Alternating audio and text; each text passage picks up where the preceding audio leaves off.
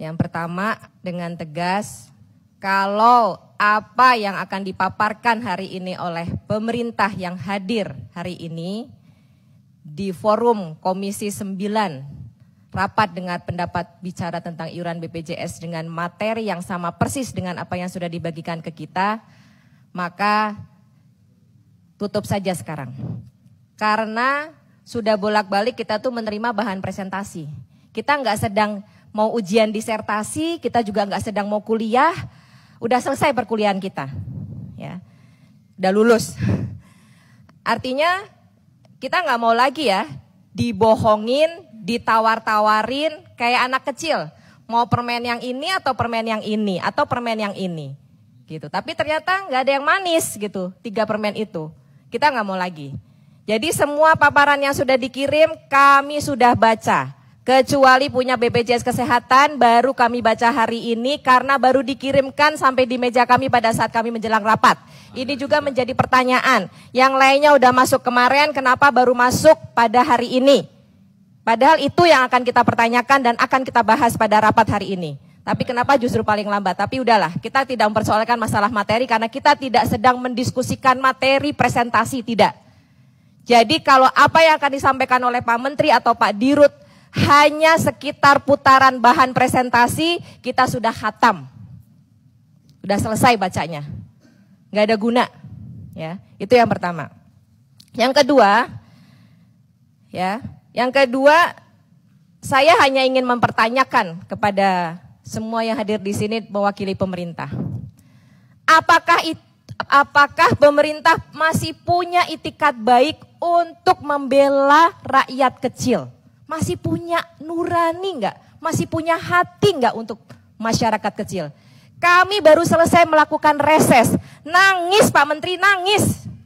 Pak Dirut, kami nangis melihat bagaimana, ini saya Jakarta loh. Bagaimana di Jakarta yang sudah begitu mewahnya pelayanan kesehatan aja saya masih nangis melihatnya. Karena masih banyak orang jualan pisang goreng harusnya masuk PBI nggak masuk. Ya, kita tolongin, kita bantuin, kita advokasi begitu banyak masyarakat. Kalau semua harus diadvokasi oleh Komisi 9 cuma 51 orang ini, sementara jumlah penduduk Indonesia banyak, bagaimana rakyat akan hidup dengan baik mendapatkan hak pelayanan kesehatan, padahal itu adalah amanat Undang-Undang Dasar Negara Republik Indonesia tahun 1945.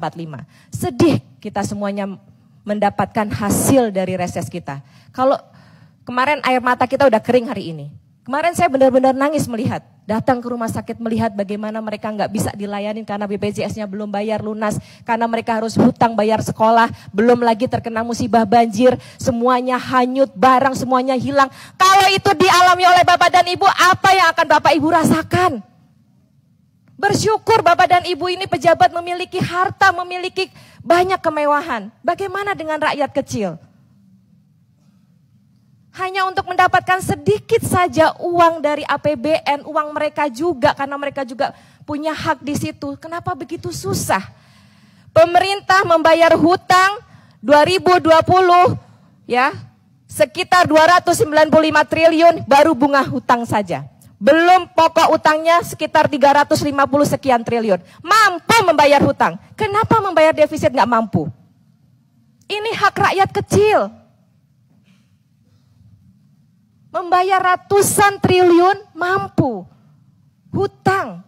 Kenapa? Karena kita malu terhadap negara yang dihutangin atau malu terhadap yang dihutangin. Tapi bagaimana kita bisa menjaga kebersamaan dan keutuhan NKRI ini dan bagaimana mensejahterakan masyarakat rakyat Indonesia.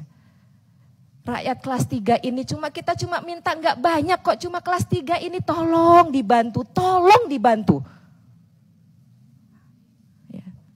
Bagaimana kami harus bicara lagi, berapa kali kita rapat meminta pemahaman, meminta dukungan supaya bisa dibantu rakyat kelas 3 ini. Nggak minta yang lain kok. Itu yang kedua.